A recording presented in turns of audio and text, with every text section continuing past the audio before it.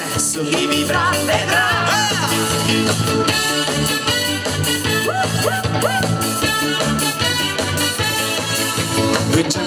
Gianna non cercava il suo Pigmalione. Gianna difendeva il suo salario dall'inflazione.